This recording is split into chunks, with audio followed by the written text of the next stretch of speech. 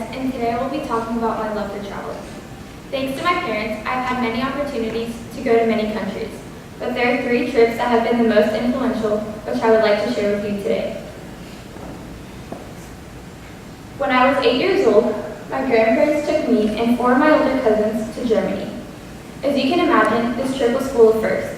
My first time flying by myself from DFW to Mexico City, which was my connecting airport, my first time in Europe, but most importantly, my first time being exposed to a new culture. After a 14-hour flight, we landed in Frankfurt, Germany, and soon after took a train to Dusseldorf, which was our final destination. As you can imagine, none of us spoke German, and 8-year-old me was clueless of what was going on around me.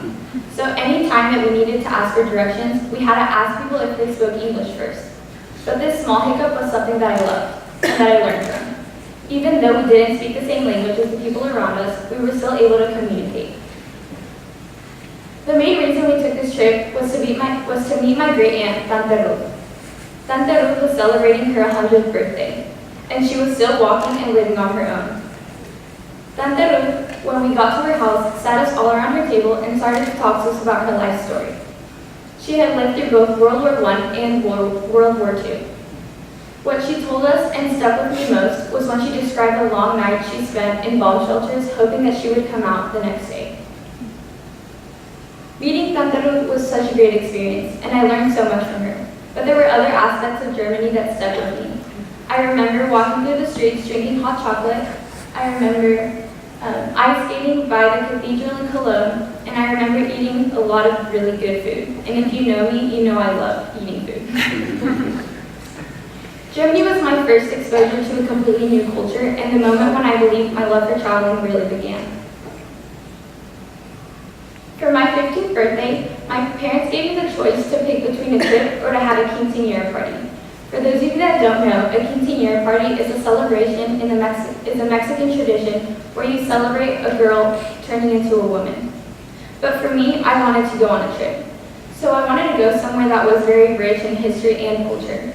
So I ended up picking a cruise through the Holy Land in the Mediterranean. In July of 2013, my family and I packed our bags and we flew to Athens, Greece. In Athens, we got to visit the Parthenon and various other historic sites before we boarded our cruise. Our first stop on the cruise was to Patmos, Greece. In Patmos, we visited the Cave of the Apocalypse, which is the spot where John of Patmos received the visions that he later recorded in the book of Revelations. After Patmos, we traveled through Kusadasi, Turkey, and then docked at Haifa, Israel for 2 days. In Haifa, Israel, on our first day, we visited the Sea of Galilee, Yardeni, which is Jesus' baptismal site on the Jordan River, and then went to the Basilica of Annunciation, which is a church that was built over Mary's home, where the angel Gabriel came and told Mary that she was going to give birth to Jesus. Our second day in Israel, we visited Jerusalem. In only 0.9 square miles, which is the equivalent of about 15 football fields, the old city of Jerusalem is divided into 4 uneven quarters: the Armenian section, the Muslim section, the Jewish section, and the Christian section. In these 4 sections, 4 of the holiest monuments for all 3 religions can be found: the Dome of the Rock, the Western Wall, and the Church of the Holy Sepulchre. After we visited these 4 historic sites, we went to Bethlehem. In Bethlehem, we visited the Church of the Nativity. As a Catholic, there were no words to describe the feeling I felt as I got to kneel down in front of the Grotto of Nativity, which marks the traditional spot on which Jesus was born. Being in Israel taught me that a place doesn't have to be big in order to be extremely rich in culture and history. Our last and final stop on our cruise was to Alexandria, Egypt. It's one thing to see pictures of the pyramids of Giza, but it's a completely different experience to be riding on a camel and actually have them in front of you. Although the pyramids were fascinating, there were other aspects of Egypt that really caught my eye. I was visiting Egypt in a very difficult time, and its government was collapsing. So as you can see, there were mountains of trash everywhere. I got to see huge lines of people fighting for gasoline, and even the markets overtaking the streets. Like every country, Egypt was going through a difficult time. but those low points in no way diminished the fascinating culture. Now, my longest and most influential trip was in 2014, where I studied abroad in Switzerland. I studied in a boarding school called Collège Champité, which is located in Lausanne, which is the French part of Switzerland. The school was located right on Lake Geneva, which is the largest lake in Europe, and it divides France and Switzerland. Since I was so close to so many different countries, I wanted to take advantage of that. And on any long trip, any long weekend, or any break that I had, I would organize a trip with my friends. During my year abroad, I had the chance to visit many countries, including Germany, Italy, France, Spain, England, Ireland, and even took a 2-week vacation to Bali, Indonesia. Although most of these trips were for fun, they were learning experiences as well. Since I was traveling by myself, I had to book my own flights, organize my hotel nights, and even my own train tickets.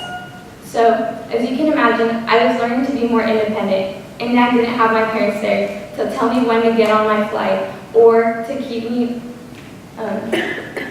on track. When I first arrived in Switzerland, I was worried about meeting new friends, and I was really worried about what language I was going to speak to them in. But when I got there, I was shocked because most of the kids in the boarding school were already trilingual, so speaking to them was never an issue. Our first weekend in Switzerland, they took us to a camp in the mountains. I like to think of this as a little fish camp going into college next year. In that camp, I met so many people and made so many great relationships that I still with whom I still keep touch with today.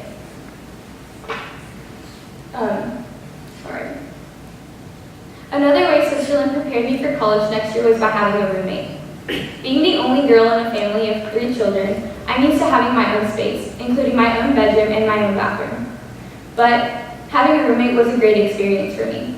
My roommate Isabel and I got along extremely well, and she even took me to Ireland with her for 2 weeks. When we got to Ireland, her family did serve us potatoes for dinner every night, but I'm not complaining because they were really good. Next year in college, I plan on majoring in international relations. I believe my love for traveling has really inspired me and made me more curious about how cultures and countries interact with each other. I'd like to finish with one of my favorite quotes by St. Augustine, which reads, "The world is a book, and those that do not travel read only one page." Although I may be a few chapters into my own book, I'm excited to turn to the next page and see where it takes me. Thank you.